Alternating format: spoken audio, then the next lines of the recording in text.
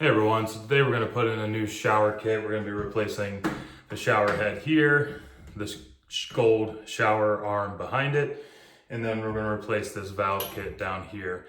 And one thing that you should keep in mind whenever you're trying to replace these, at least for Moen ones, I'm not certain for all the others, but the way to tell if this is going to be compatible with any new one you're buying is to look at the escutcheon plate trim. So here, this one has kind of a circle with a little keyhole on the top of it.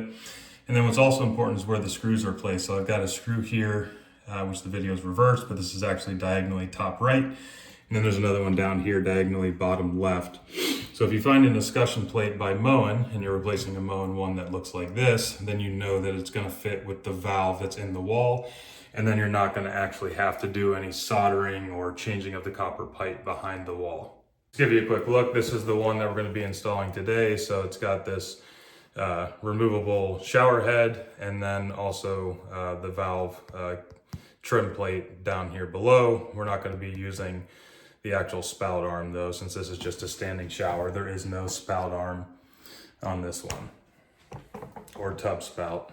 All right, we'll start first by going after the shower head. So we need to first get the head off, and then we'll be able to twist off this shower arm that just threads into the pipe here in the wall. So to get this off, I'm just going to use 2 pairs of vice grips. One's to hold this copper arm steady, and then I'm going to twist this one here counterclockwise. Okay, here's the vice grips I'm going to use. So one to clamp onto that shower arm, like I said, and then the larger one I'm going to use to actually twist off that existing shower head.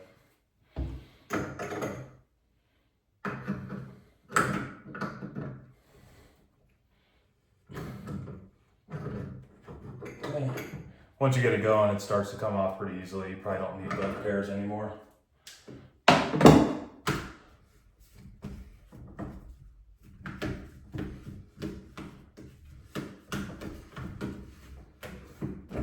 Okay, that was easy enough. Get the shower arm off. First we'll just take this escutcheon plate off. That just comes off pretty easily. Now we need to just twist this counterclockwise as well. These tend to be in there pretty solid, so there's a trick to getting these out. We're going to use a screwdriver to give us a little bit of a lever arm to make that much easier to torque that and to twist it out of the wall. So you just stick that in there and then use one hand to kind of hold the parallel to the ground part of the shower arm steady, and then just twist the other counterclockwise, and then once you get that going, that one starts to come off pretty easily as well. All right, that's out. Now we've got our new shower arm for the new shower head, but before we put that into the hole and twist that on, we actually need to put Teflon tape onto that to create a watertight seal between these threads and the threads that are in the wall. If you don't do that, then you risk water dripping down slowly over time behind your wall, and then that can cause water damage, mold, other issues that you don't want. Now the trick is, whenever you're threading this, whenever you're looking at the hole for the side that you're going to be threading, you want to be threading that clockwise. Now you can imagine whenever you go to thread this into the hole in the wall, you want the threads to be running along with the twist that you're doing. So if you do it counterclockwise and you're twisting against the tape, it's going to make the tape want to lift up and bundle up, and then that's not going to do what it needs to do. So you need to make sure you're threading it clockwise when you're looking at the hole. Okay, go ahead and thread that.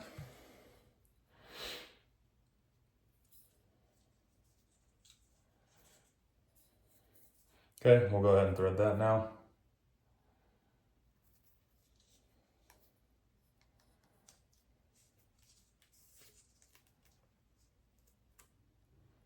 I typically try to go around about 3 or 4 times. You don't need to overdo it to the point where you're going to have trouble actually threading it into the wall.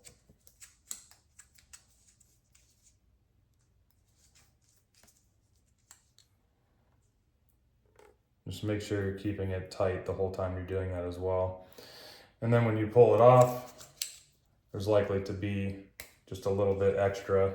Just make sure you follow through and then tighten it up so it's a nice tightly wrapped seal around there. Now we're just going to reverse that process to put it back in.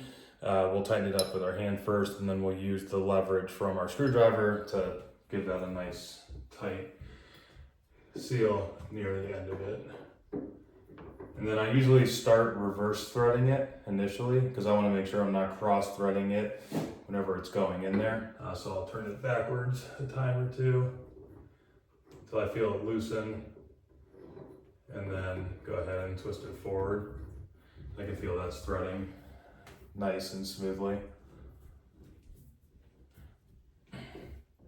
Okay, once you feel it's giving you a lot of resistance, then we're going to do just one more about half turn here with our screwdriver, just to get it facing down the correct direction for the shower.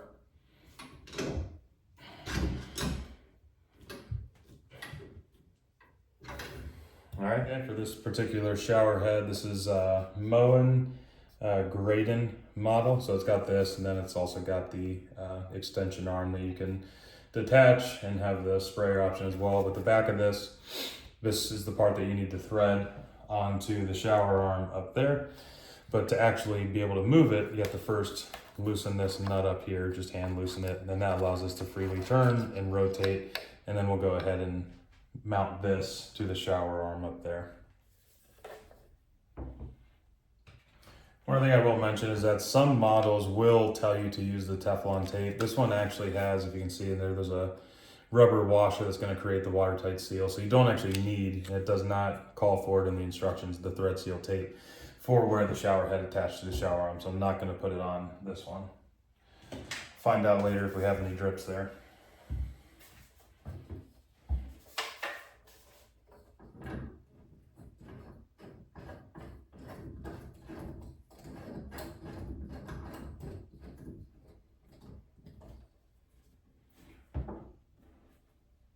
So I've hand tightened that as far as I could, but I do actually want to use my vice grips to give it a little bit more, just to make sure it's a fully tightened seal there. But I don't want to rip off all the paint finish on that nut there. So I'm going to actually wrap it with this towel, and then I'm going to use the vice grips around the towel to give it another twist.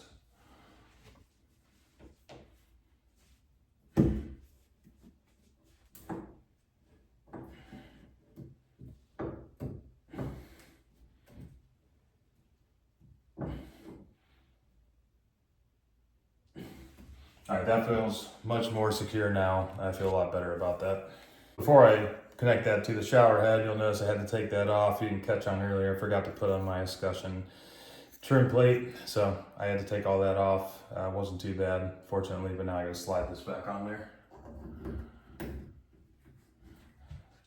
And just to show you up close, so this just covers the hole that needs to be made to put that shower head into the wall. So slide that up. Makes it look nice and pretty. Now I'm going to go ahead and reassemble what I had already taken off. Now we're back where we were. Just need to assemble this supply hose from the shower head to the detachable shower arm.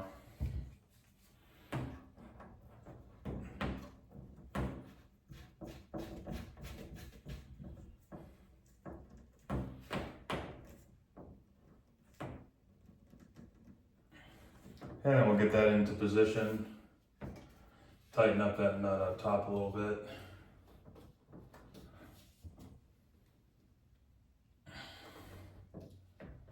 Okay, so that feels secure. And then this is actually very nice. This Graydon model from Moen has Magnetex. So magnet on the back there, and it just snaps into this magnet like that. And that's pretty easy. Okay, and that's what that looks like if you zoom out a little bit. It's a pretty nice looking shower head. Okay, now we'll go ahead and get started with the actual valve trim kit down here. So the first thing we need to do is underneath of this, it's very difficult to show you, but there's just a little set screw that uses an Allen wrench. So I'm gonna need to get that off. And then I'll just unscrew this screw and this screw up here, and then I'll be able to pull this trim plate off. And then there's a couple other pieces that are gonna come out, but we'll get to that.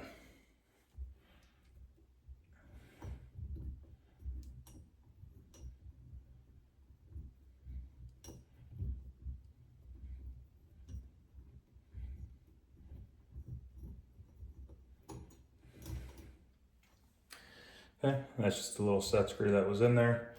And this should slide off, although it's been here a long time, so it might take a little bit of manipulation.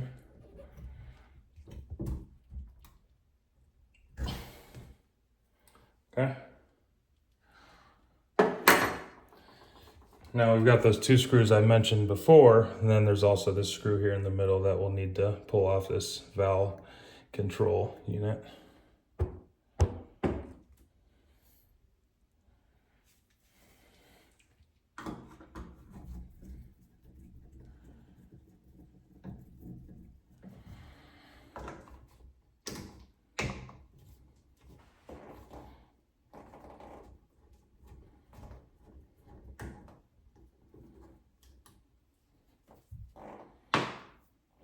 And then this piece will come off, but it probably will give you some trouble as well.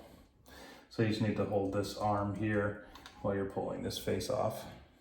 All right, getting those pieces off was a bit of a nightmare because they were corroded on there so badly.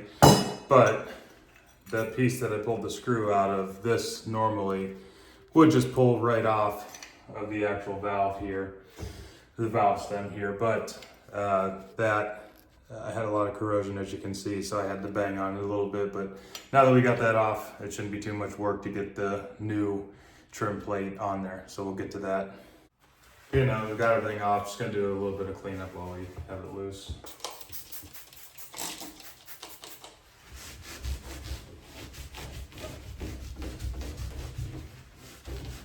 Okay, now we can start putting this thing back together. First, we're gonna throw that sleeve over top of the existing valve kit. When you're doing that, just make sure it goes on there all the way to the back. I'll show you that quickly. So just making sure this goes as far back as it's able to go.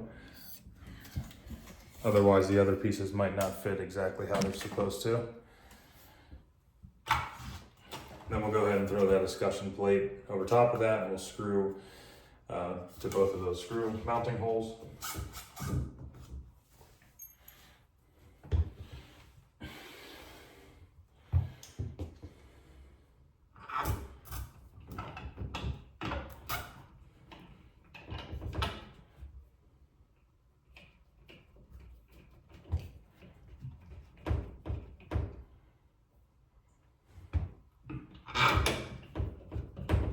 Next piece here, it's actually 2 pieces that go together, and depending on how you fit them together, it's gonna limit the max temperature that you're able to set this to. If you're doing it for a child's bathroom and for safety reasons, you don't want it to get too hot. If you want it to go the full range, just align those 2 top pieces together. But if you want to limit it, then you'll offset that to limit where the actual maximum is able to set to as far as the temperature. This one, I'm going to set it to the maximum, and this just slots in there easily. Okay, and the last piece is what the actual shower handle is going to connect onto, and then you want to make sure this piece here is just to the left of the valve, for the temp limiter that you just put on there. And the video might be reversed here, but in actuality, you want to make sure this is to the left. And then there's just a little screw for that piece, right in the center there. And then we'll just put the last finishing touch on it, putting on that actual shower handle. And then there's going to be just the same as we did in the beginning to take the old one off. There's going to be a set screw that goes down into the bottom here. Make sure that's slotted on there all the way. And then it comes with this little set screw and the Allen wrench that goes with it. Let's try to hold all that together.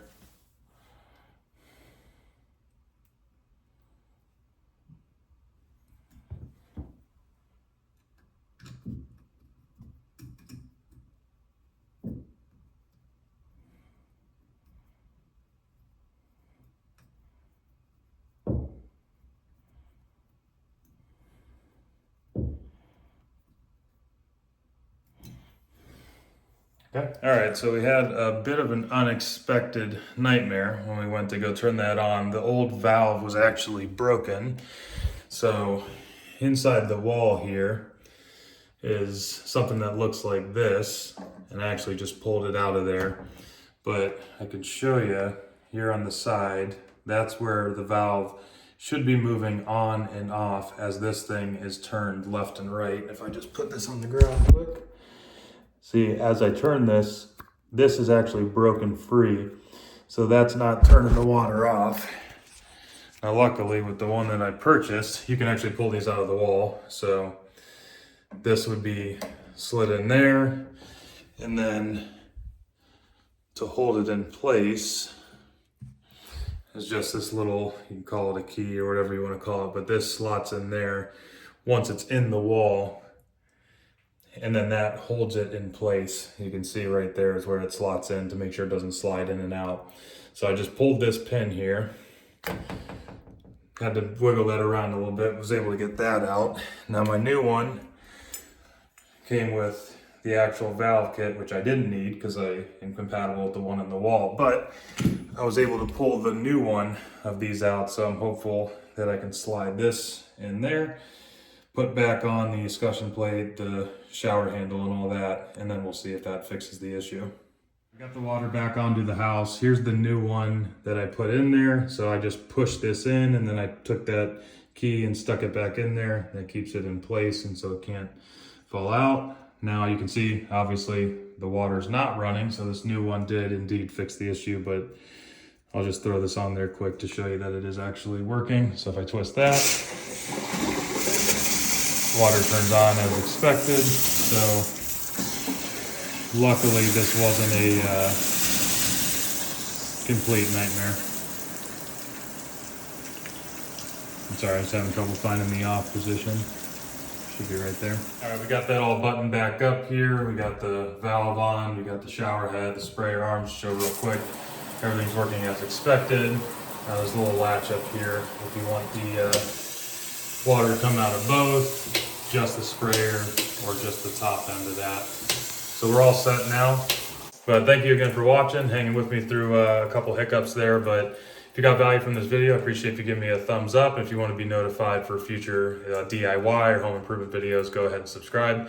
But thanks again for watching. We'll see you here on the next one.